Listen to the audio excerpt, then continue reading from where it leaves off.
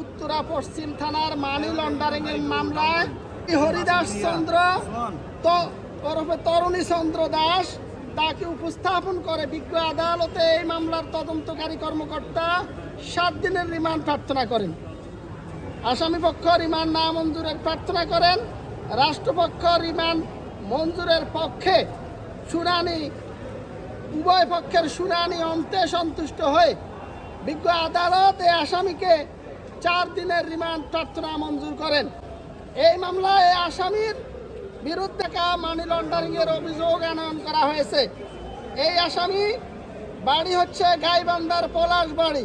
সে পেশায় একজন কৃষক, কিন্তু তার নামে বেনামে বিভিন্ন অ্যাকাউন্টে দেশের বাহির হতে মোট 9,35,00,000 টাকা এসেছে।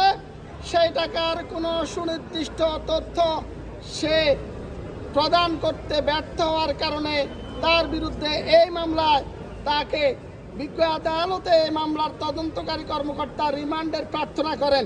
কারণ এই টাকার উৎস কি, এই টাকা প্রেরণের সাথে কারা জড়িত রয়েছে এবং এইটার পিছনে বহির্বিশ্বের বা প্রতিবেশী রাষ্ট্রের গোয়েন্দা সংস্থা রয়ের সম্পৃক্ততা আছে কিনা, বা বাংলাদেশের শৃঙ্খলা, বাংলাদেশের শান্তি সম্প্রীতি নষ্ট করার কোনো চক্রান্ত জড়িত আছে কিনা, সেই বিষয়ে তার কাছ থেকে তথ্য আদায়ের জন্য এবং তার উদ্যোগে যে 82 ফুট রাম মূর্তি নির্মাণের পরিকল্পনা এবং বাস্তবায়নের দিকে এগিয়ে যাচ্ছে, সেই বিষয়ে তাকে কারা সহযোগিতা করছে, মূলত এই অর্থের যোগানদাতা কারা, কারা কারা এই দেশি বিদেশি ষড়যন্ত্রকারীদের সাথে সম্পৃক্ত, সেই বিষয়ে পূর্ণাঙ্গ তথ্য জানার জন্য মামলার তদন্ত কর্মকর্তার ন্যায় বিচারের স্বার্থে অন্যান্য তথ্য পুনরুদ্ধারের জন্য এই আসামিকে বিজ্ঞ আদালতে আমরা